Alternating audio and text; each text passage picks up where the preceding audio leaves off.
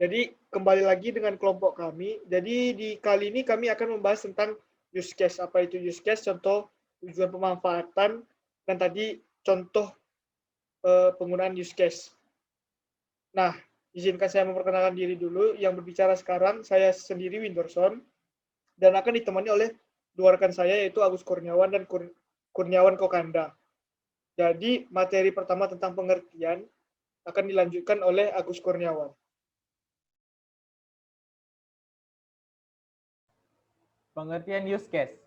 Use case merupakan penggambaran apa yang dilakukan oleh mesin ATM saat berinteraksi atau menanggapi event atau peristiwa yang diterima dari entitas luar seperti pemakai dan mesin ATM lainnya dengan penggunaan Unified Modeling Language atau disebut dengan UML.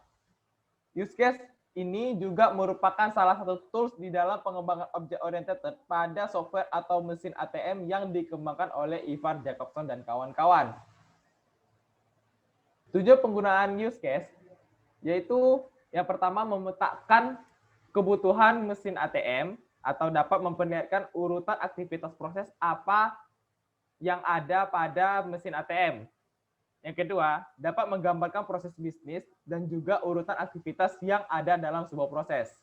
Yang ketiga, merepresentasikan interaksi pengguna terhadap mesin ATM. Yang terakhir, untuk mengetahui kebutuhan di luar mesin ATM. Manfaat penggunaan use case. Yang pertama, untuk memudahkan komunikasi dengan menggunakan domain expert dan juga end user. Yang kedua, adanya interface yang harus dimiliki oleh sebuah mesin ATM. Yang ketiga, memberikan kepastian pemahaman yang pas tentang requirement atau juga kebutuhan sebuah mesin ATM. Yang terakhir, dapat digunakan untuk mengidentifikasi siapa yang sedang berinteraksi dengan mesin ATM dan juga apa yang harus dilakukan untuk mesin ATM tersebut. Nah, mesin ATM yang tadi saya jelaskan itu dapat juga diartikan sebagai sistem atau software yang nanti akan kita bangun.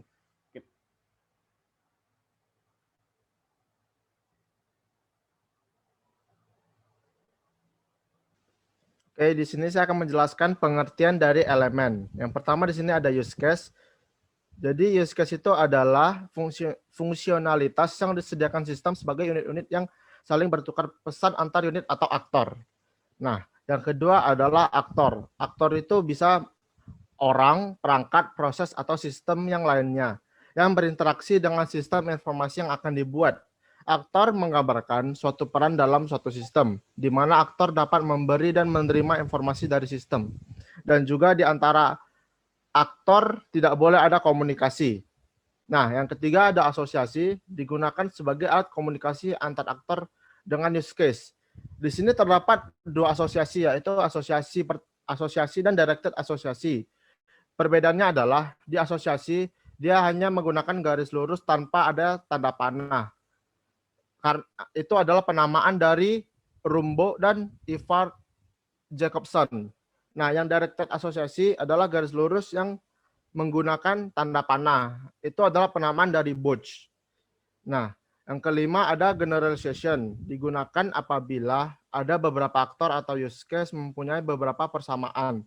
Namun ada perbedaan spesifik antara aktor dan use case tersebut. Yang keenam ada include. Digunakan apabila use case wajib memerlukan sebuah use case tambahan yang digunakan untuk melakukan suatu proses. Dapat diartikan juga sebagai kelakuan atau tindakan yang harus terpenuhi agar sebuah event dapat terjadi. Yang ketujuh ada extend, digunakan untuk memperluas atau dengan banyak pilihan yang disediakan dari use case lain jika kondisinya terpenuhi. Dapat diartikan juga sebagai kelakuan atau tindakan yang hanya berjalan pada kondisi tertentu. Nah, yang terakhir adalah sistem boundary, digunakan sebagai batasan dari suatu sistem yang akan dibuat. Ketika membuat use case diagram, sistem boundary adalah yang harus pertama dibuat terlebih dahulu, baru elemen-elemen lainnya. Dan kita akan lanjut ke contoh use case.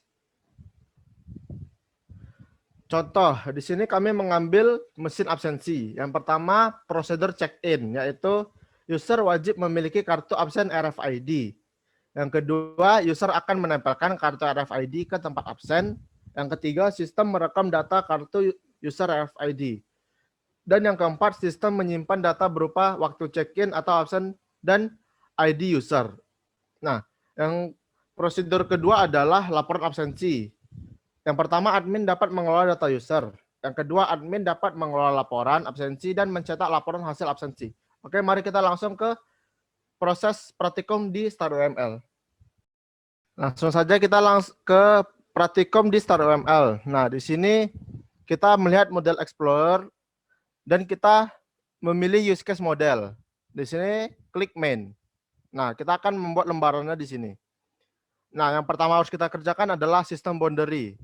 Karena ini wajib dibuat saat membuat pertama kali use case diagram. Seperti prosedur yang sudah saya jelaskan, di situ memiliki dua aktor, yaitu user dan admin. User dan admin.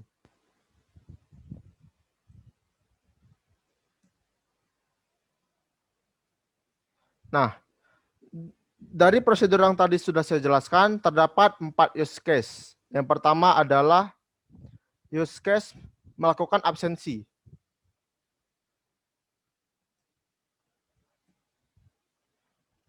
Yang kedua adalah use case kelola data user.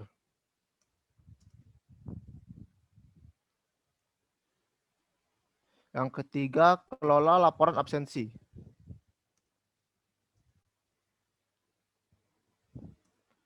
Dan yang keempat adalah mencetak laporan.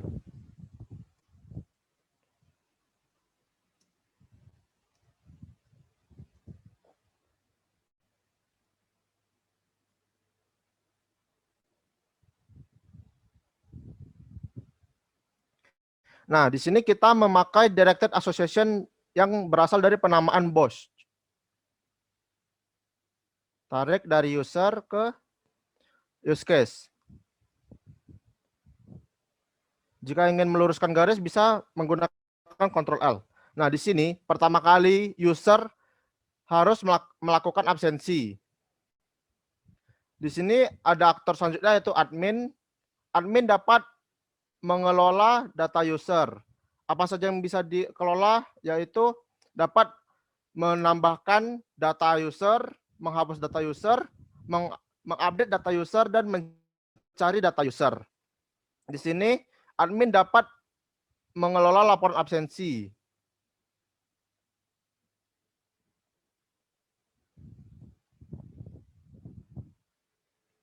Setelah kelola laporan absensi ini selesai, maka cetak laporan absensi pun dapat dilakukan. Di sini kita menggunakan extend. Karena extend ini dapat dilakukan jika use case-nya terpenuhi. Seperti cetak laporan absensi dapat dilakukan jika kelola laporan absensinya selesai.